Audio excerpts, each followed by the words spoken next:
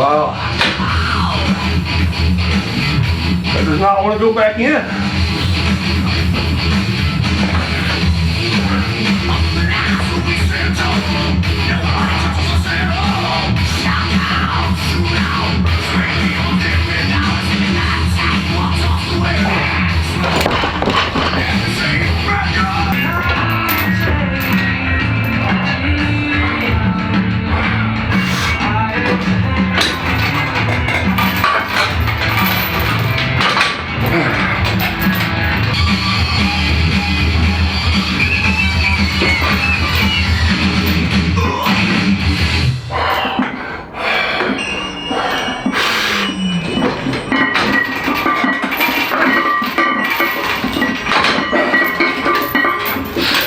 Yeah.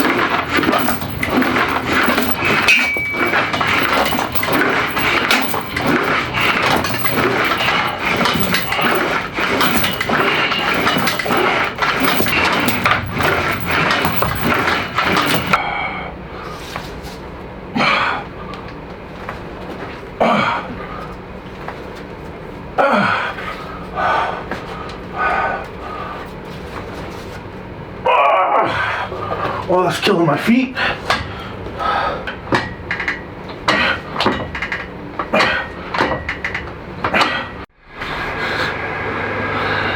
Bright, can you see me? All right, guys, that was Wednesday. Solid day. Man, you ever have one of those days where you just bump into everything, knock everything off the shelf? I did that. I knocked one of my plastic bars off the shelf, flipped the entire chalk bucket over. I bumped into everything today. Before coming to the gym, I had to go by the store and get some oil to run the heaters. I had to go buy gas, realized that I forgot some more stuff at home, had to go back home, had to come to the gym, and I picked up a giant fog machine off Facebook Marketplace the other day. And I don't want to say that the guy misled me or cheated me in any way possible. I think it's just an extremely high-end, rotating, moving fog machine that I don't know how to use. So I looked online. It's supposed to come with an external fog juice bucket, and it didn't. And it didn't say it did when it was for sale either. So, but he just told me how to fix that. Take one of my other ones, which I've got another one, run a line in. I've done that, can't get it to work. And it may be one of those things where you have to have some kind of computer to get this thing to work. And it weighs 22 pounds. I mean, it's a giant rotating head fog machine. We're going to play with it outside in the gym. Get the lasers hooked up to it while we're training, get some serious training. But I ended up spending way too much time messing with that when I first got here to the gym, and it kind of threw me off, got my mind off track. So I had to take probably an extra 30 minutes to kind of get everything reset again.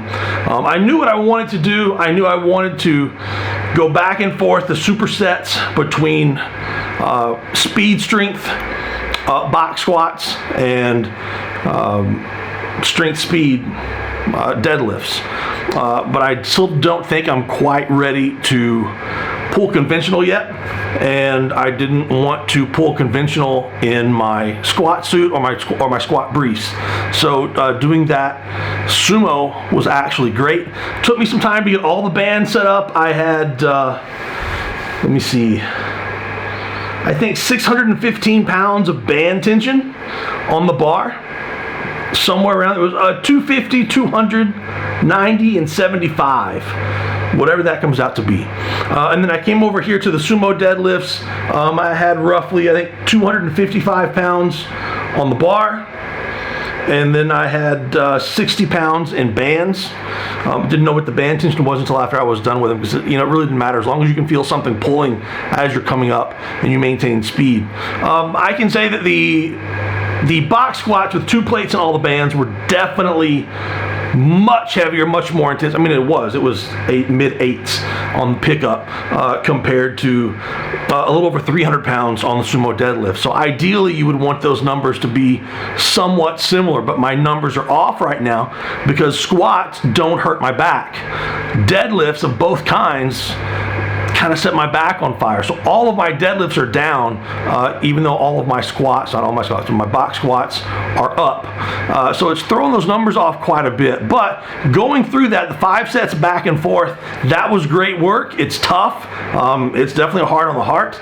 My hands are killing me. My shoulders are killing me from holding that squat bar. And my hamstrings were pretty freaking worn by that last set. I think if I would have continued to push those, I definitely should have used, let's say, 3 to 4 plates on the sumo deadlifts, but my 1 rep max on these is 500 pounds. So I was looking at somewhere around 50% is what I wanted to have on there, plus some bands just to be safe. Week 1. Sat down for about 5 or 10 minutes over in the corner. Decided I did want to go a little bit heavier. Put my canvas suit on. The set with 3 plates, you can see that I did not get my suit set up correctly around my thighs. And trying to get under the bar and trying to unrack it, turned both knees in, especially my right knee, which is a concern because I have that quad on that right leg that it's probably going to tear or pull someday in the future, 10, 15 years from now, unless I change some things. So as it's pulling in and I'm trying to force it back out while squatting, it's not a good thing. I did some adjustments, came back and did the 4 plates. So that was 415 plus 615 in bands, puts me at 1030 at the top at the unrack. I would say it felt every bit of that at the unrack.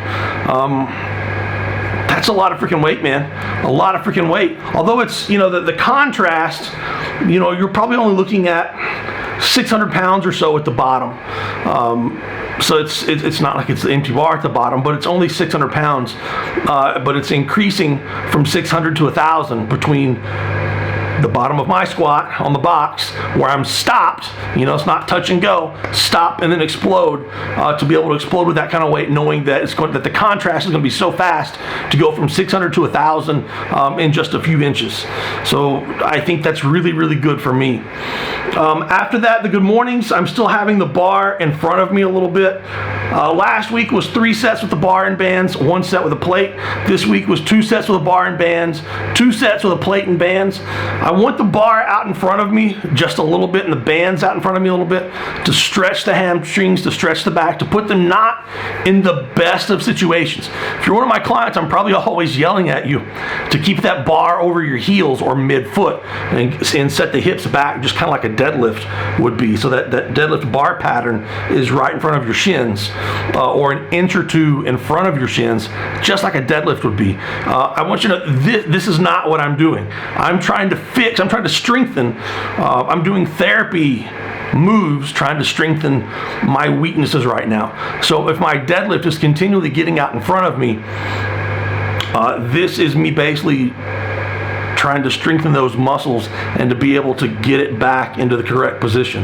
So I'm kind of like overextended, and I need to get stronger in that overextended position with really, really light weights. Although, to think about it, that's still 250.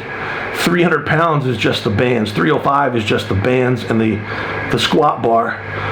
So that's still 400 pounds, I guess, with 1 plate at the top. But that's not, if I'm doing my deadlift training with 400 to 441 up to 200 kilograms, that's still walking that similar line, whether it's the deadlift or the good mornings. Does that make sense? So then I finished that off, and I'm actually pretty worn, but I wanted to get back in the back. I want to keep doing the hamstrings, the quads, the abs, and the glute hams. The hamstring work, instead of doing all the sets on one leg, I alternated back and forth because I want to do some reverse hypers when I get home. And the leg extensions, they bothered me a little bit, my knees last week, so I wanted to lighten it up a little bit, go back and forth and just get some blood going in those quads. See if I can find any knots or anything in those quads while I'm moving. Get a pump going and then get out. Glute ham raises, that machine back there is probably not set up for these shoes that I've got on, and my feet are sensitive right now. They kind of hurt. So as I was pressing on that foot plate, it's not actually foot plate, it's a bar, so I'm pressing on that, and it was just absolutely killing my feet as I was coming up. So I did what I could. I stopped. I'll put tennis shoes on next week. Did a set of abs, feel my abs crunch a little bit. Wife got me reverse hyper, delivered Monday. I got on it at 3 a.m. Monday night, Tuesday morning before I went to bed. I worked last night until almost 4 a.m. And my son is sick, and he was at the doctor all day yesterday. I'm a little sick too, if you can't tell. So I haven't had much sleep, but I finished work at 4, went out there and did 20 reps on that sucker. So I'm going to go home and hopefully bring the camera with me and bust out a few reps tonight and continue to try to reset my back. Because if my back's getting tired, at least my theory of this is right now, my back's going to get screwed up in here, and then I ride home, then I'm laying on the floor on the couch playing with the kids, or I'm sitting at a desk, for 10 or 12 hours working with clients on a computer. My back gets all jacked up, I can go out and get on the reverse hyper and do a couple of sets. So that's my plan. Even if I get screwed up, I'm going to go home, get on the sucker and get everything moving around, therapeuticize a little bit, and then slowly start building on it to where that weakness is no longer a weakness, so that where that weakness is a strength. So anyway, guys, that's me. My plan is to eat, hopefully get some sleep sometime soon, hopefully, and get back in there and have a pretty decent Friday. So until then, see you Friday, guys.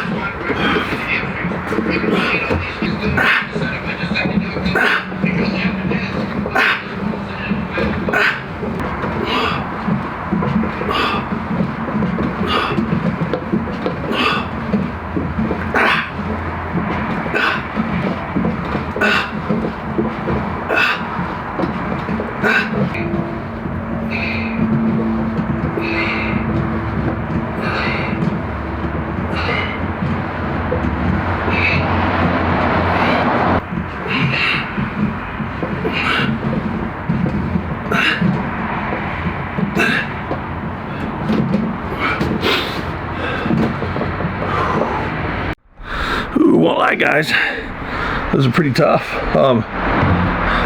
Not using much weight on these. I've got what, 2 5s and 2 10s, 55 pounds, something like that, plus a biscuit, 60 pounds on there. This thing's tough.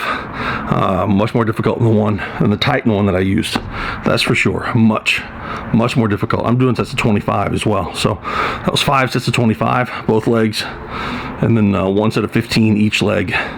Probably the one-legged felt better on the hamstring and glute, less low back, and felt easier than the 2-legged. But my weakness is definitely all my low back and erectors.